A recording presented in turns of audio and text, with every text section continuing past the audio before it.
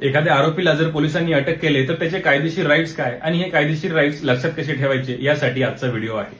कायदा सिम्प्लिफाईडच्या एपिसोडमध्ये तुमचे स्वागत आहे. माझे नाव ऍडव्होकेट साहिल मोरे. तर आपल्याला राईट जर का लक्षात ठेवायचे तर दोन शब्द आपल्याला लक्षात ठेवणे गरजेचे आहे. म्हणजे बेल मी. बेल मीचा बी म्हणजे बेल अँड ग्राउंड्स. जर का एखाद्या बेलेबल ऑफेन्समध्ये आरोपीला अटक केलेली असेल तर त्याला बेलचा राईट आहे हे पोलिसांना सांगणे गरजेचे आहे.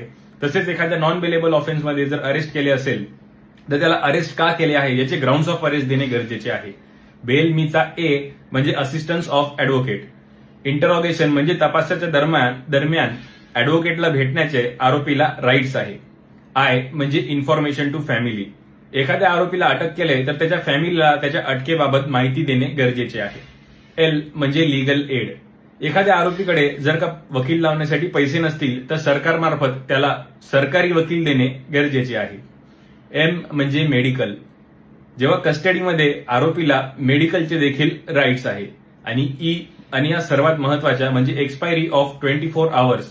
तुम्हाला जर अरेस्ट केले असेल आणि 24 तासाच्या आत मॅजिस्ट्रेट समोर नेले नसेल तर तुमची अरेस्ट ही इलिगल आहे, कारण कस्टडी एक्सटेंड करण्याचे राईट्स हे फक्त मॅजिस्ट्रेटला आहे.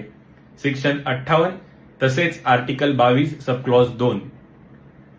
अशाच माहितीसाठी माझे चॅनल सबस्क्राईब करा. थँक्यू.